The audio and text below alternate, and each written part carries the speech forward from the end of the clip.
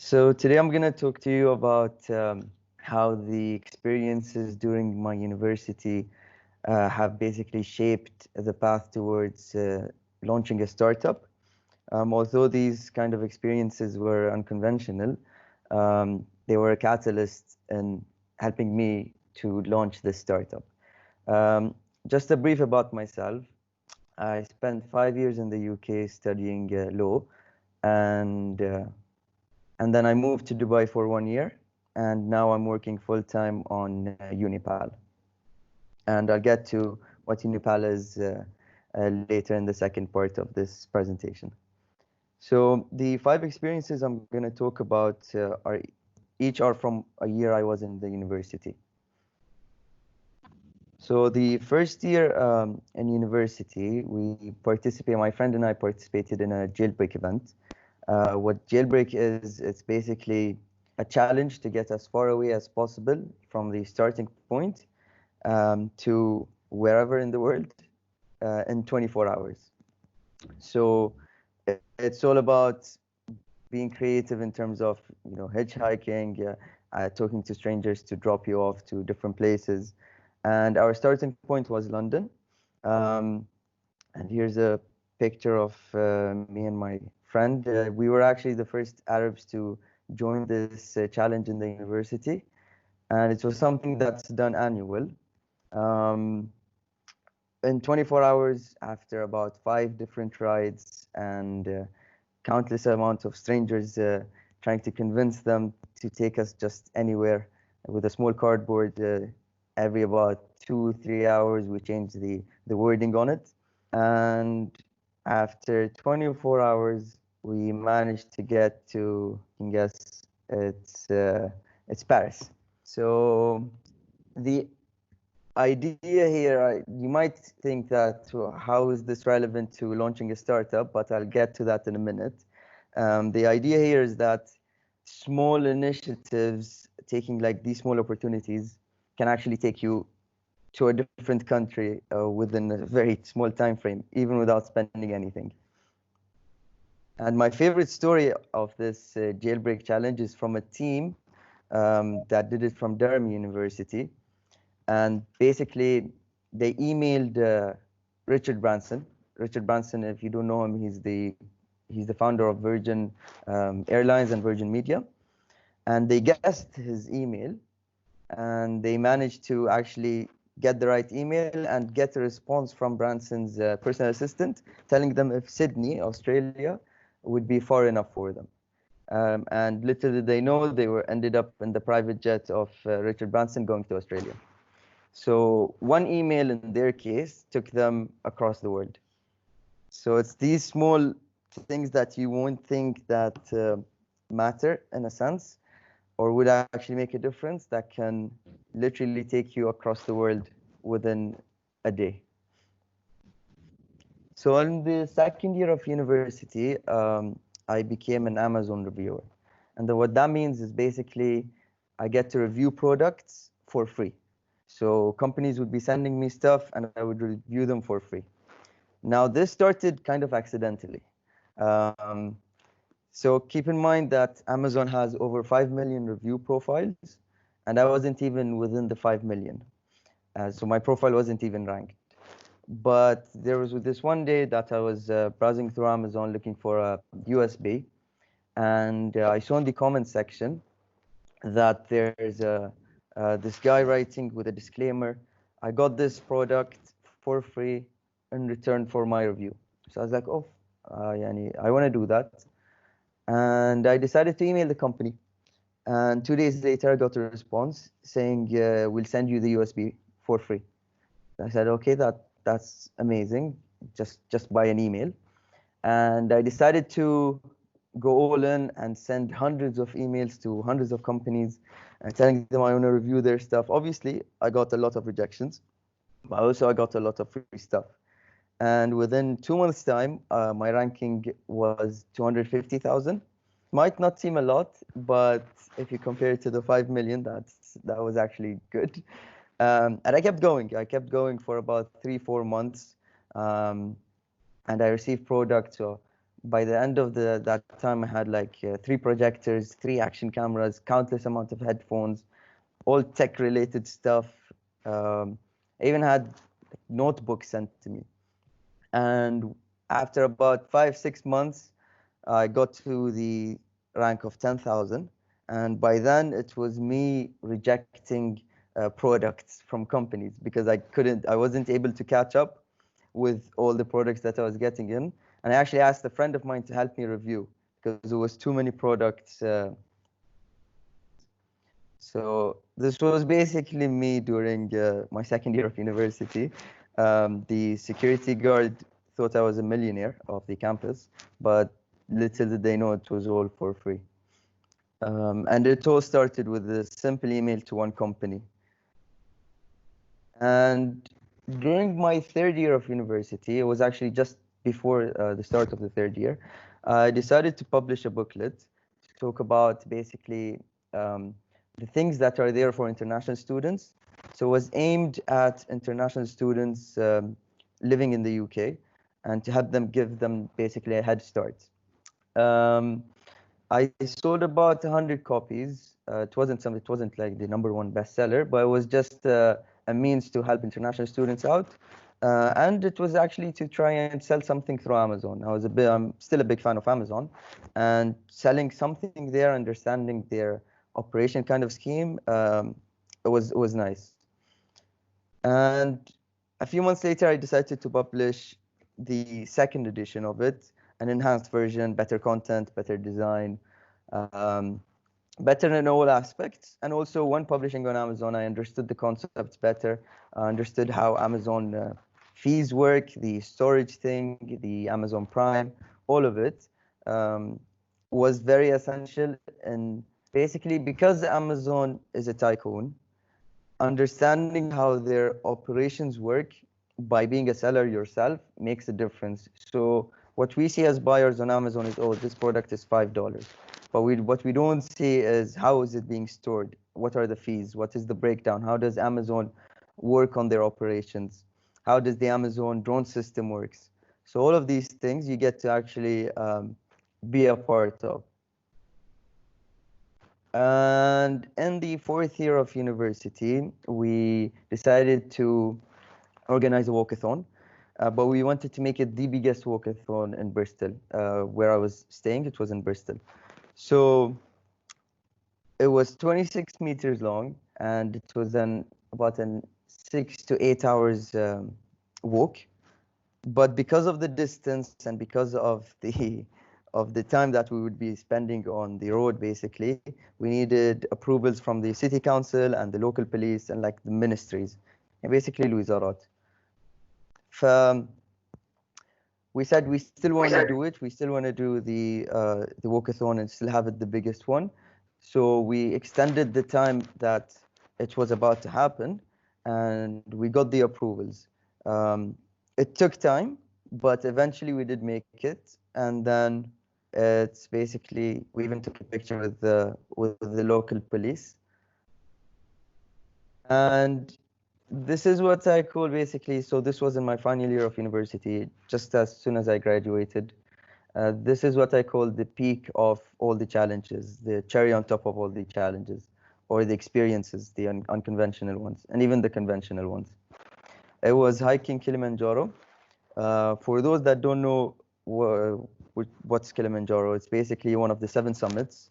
It's the highest mountain in Africa, and it took 6 days to hike it, 11 hours trek every day. كل يوم يعني نمشي 11 ساعة, and there was obviously a lack of oxygen because you spend about 3-4 days above the clouds because of how high it was. And this picture is from Google, but this one is a picture we actually took. And so you walk in Kilimanjaro, and every day you're thinking, is it actually worth it? Is it worth the 11 hours to spend maximum 4 minutes at the peak? But it's the saying that they say the journey is better than the destination. So we ended up getting there eventually. Um, we were actually very tired, but the reason I'm mentioning all these experiences, so these five that stand out when I think about my university time, is because they all fall outside the comfort zone. So building a startup is all about being outside your comfort zone, or starting a startup, or being part of a startup. It's understanding that it would come with mental challenges, maybe even some physical ones where there's lack of sleep. But all of these things that come outside the comfort zone that comes with the startup is, as people say, that's where the magic happens. And these experiences that I was lucky enough to be part of, um, they actually shaped my, let's say, resilience to cope with the challenges that come with the startup. And it's about taking these opportunities, not waiting for them to land on your lap. So all of these opportunities, even though one of them came just from an email, or the other one came just from asking strangers to drop us off to the border of France and then the border of Paris and so on, um, it, it's all initiatives that you need to take yourself. And understanding that, so in my case, when I think about a challenge that's happening with the current startup, UniPal, then I think of Kilimanjaro. Which one's harder? Obviously, Kilimanjaro was definitely harder. So it's about coping with these challenges you face because of the experiences you've had. So second part of this presentation is to talk more about what is a startup, what are the challenges being faced. To brief you on the startup we're currently working on, it's basically an online platform for university students in Bahrain to give them access to discounts and offers like we used to get back in the UK and in Europe, using a digital student ID. So no more physical cards. And we currently have 160 student offers covering 12 categories, which is basically to help students with everyday lifestyle. So it's not just a certain section or a certain category. And this actually just made us the biggest student offering platform in Bahrain. So when people ask, when did UniPal start? As a website, we started, October 2019. We launched UniPal as a, let's say, beta testing. It was out there for the public, but we were just testing. It wasn't even called UniPal. But then when I'm asked when did the testing start, so the testing started in January 2019. So obviously there's a big time frame between January to October, 10 months worth of, let's say, testing. But I'll get into the importance of testing in a bit. But then again, when I'm asked when did the idea start or when did the brainstorming or initiative, then I'd say during university, definitely. That's why I very much stress on the importance of thinking about launching a startup during university, or at least just brainstorming it. You don't have to launch it. It's just having that vision, brainstorming, doing the basic research. As a student, you have so much potential to start things.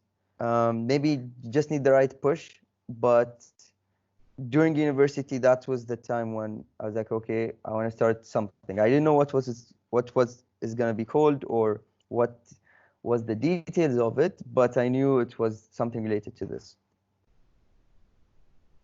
So let's take a second to talk about the importance of testing.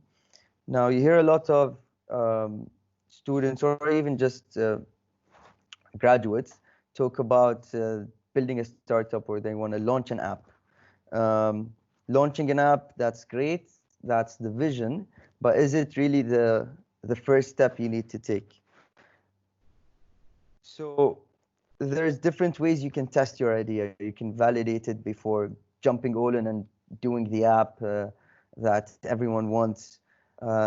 Sure, it might work, the app, but it's worth spending just a bit of time before going all in. So just to give you an example with Uber. So Uber, when Uber first started, they didn't launch an app, and they said, okay, here's customers, here's how we'll test the idea. They actually started using SMS. You would send an SMS to a certain number with your location, and a car would come pick you up. They saw how that was running quite fast. People wanted it, and so they launched the app after that. It was a very, let's say, simplistic app. Didn't have nowhere near the amount of features it has now, or the AI augmentation and all of that. The different ways you can test. So we have the landing page, the focus group, the WhatsApp messages, and this simple website using Wix or Shopify, depending on um, where you're aiming to launch your startup. But for us, for example, even though our vision is an app, we started with a focus group. So we took about 20 to 30 students studying in Bahrain from different universities. It was about 8 different universities. And we tested our product with them. How do they perceive things? What are the things we need to change? What are the things we need to localize? And I'll talk about localization in a bit as well. And it was also a simple website. So our website back in 2019 October, it was very, very simple. Literally, you just go and you see the discounts, and then you don't even interact with the discounts, you just see them. It was more of a display, kind of a landing page or secondary landing page. So this is a slide we show investors, and it has our current numbers with the 3,000 plus users, 135 merchants, the 4 universities we partnered with, and the $80,000 in seed funding we just closed, and the student app launching in 1st of June. But what we don't show investors is this. 8 months ago, if you look at our numbers, you might think that it was impossible that we'd get this far. So with less than 1,000 users, 50 merchants only offering discounts, no university partners, and obviously no investor funding. But you need to keep in mind that with a startup, a lot of things change very fast. And it does take time, but eventually you do get there if you just hang on for the first few months. So with every startup, every entrepreneur, there comes limitations. I'm going to talk about the most, let's say, concurrent limitations with other startups, with ourselves, myself and my partner, that we faced. Keep in mind that when we initially tested the idea, the concept, we were both working full time. So obviously, not enough time was a major limitation. Having a low budget, we just graduated. We're just making money, and obviously being limited in terms of knowledge, because this is a tech startup, and being a graduate from law, it really didn't match up. But I had to understand the technical aspects. I had to understand the basics of building an app, building a website, the different languages involved. It's learning or expanding your knowledge to meet the startup you eventually envision. So my main 3, let's say, solutions to these kind of usual limitations is outsourcing admin work. Now, as an entrepreneur, you need to prioritize your time effectively. And being someone that doesn't have much time, outsourcing admin-related work through assistants on Fiverr or Upwork. For those that don't know Fiverr or Upwork, it's basically platforms where you hire personal assistants, and then you ask them to do a certain job, and they'll do it by the hour. So I still use Fiverr. I've been using it for about 3 years, asking people to help with basic research stuff. So things that I can get, but it would take me hours. So instead of spending hours to get them, I'd go to sleep, wake up, and it'll be ready. So, and it's at about $10 an hour or even less. And the second one is learning the basics. Like I said, understanding how languages work, even though I'm not technical, but it's expanding your area of, let's say, expertise. And using softwares for beginners. It's the internet world, and you have so many online softwares. You have so many apps that you can use, even if you're not within that section. So I'm not a designer myself, but we had to create some sort of designs in the beginning, some concepts, and I've used Stencil, and I know Canva is one of the most famous ones. Even for designers themselves, they use Canva as well. Okay, so the $1 billion feature in your app, what could it be? The best way to explain what I mean by this is Kareem and Uber. So when Kareem launched, everyone doubted them, of course, because they were going against a tycoon. And who goes against Uber? It's like someone going against Facebook or Instagram. Maybe not as big, but still.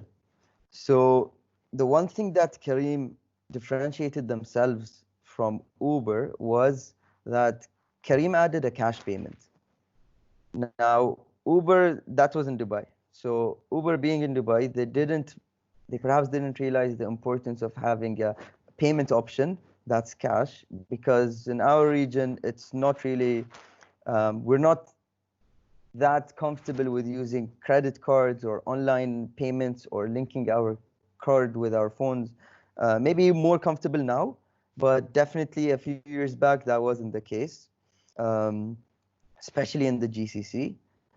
And Kareem added the cash payment, and Kareem was acquired actually by Uber for $3 billion. So in Kareem's case, it might have been a $3 billion feature. But the idea here is to always think of localizing the startup you're building in whatever region you're building it in.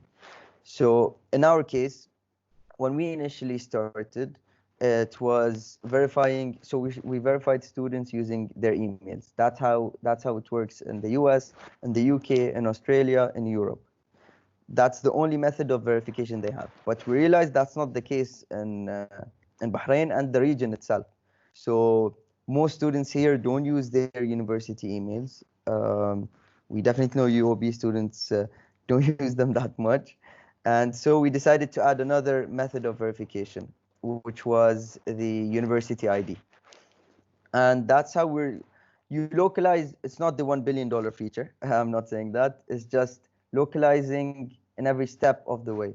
So you localize even in registration, you localize in verification, you localize in the app itself, you localize in the payment methods.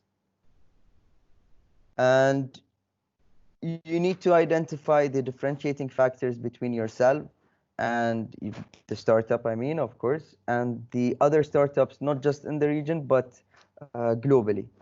So we have the likes of Student Beans, Totem, ISIC, which are student-centric, but are not in the region. Also, ISIC kind of is. But anyways, I also put Entertainer there, even though it's not student-centric, but it does offer discounts. So they're considered an indirect competitor. But when we look at the main features that differentiate us from, let's say, Entertainer, it's a good example because you're all probably familiar with it. We have unlimited usage. So a student can go every day to a coffee shop and still get the discount. We're personalizing and gamifying the app. Our audience is a niche audience. It's not like the Entertainer where they target the general public. So personalization and gamification within the app helps us maintain that kind of audience. And API integration for online vendors, especially now you're all in quarantine and with the corona happening. Online stores and online apps you could still get discounts from because of the system we've done, which is an API with the other apps and online vendors. And it's localization. So localization comes every step of the way.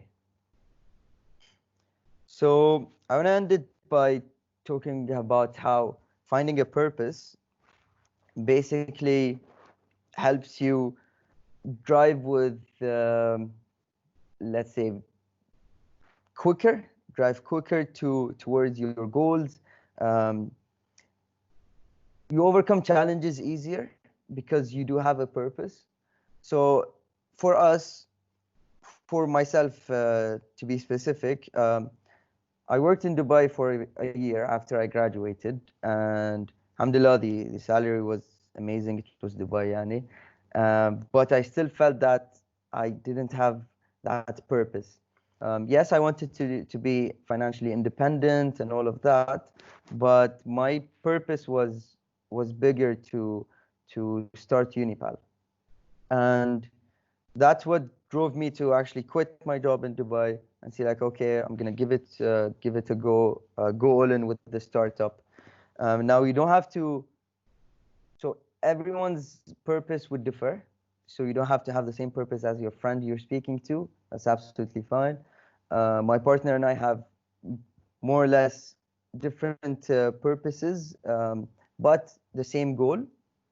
And it's up to you basically. Do you want to is your purpose to be financially independent? Is your purpose to manage your own time? You're the boss of yourself, as they say. Or is your purpose a communal one? Do you want to help a certain community? For us, it was a mixture of all, but mainly to help a certain community, because understand being a part of that community not long ago, the student community, I mean, um, is the driving with purpose kind of element for us. And that's where we put our hashtag, which is طلابنا يستاهلون, and that's the aim of UniPal eventually. So thank you very much for your time.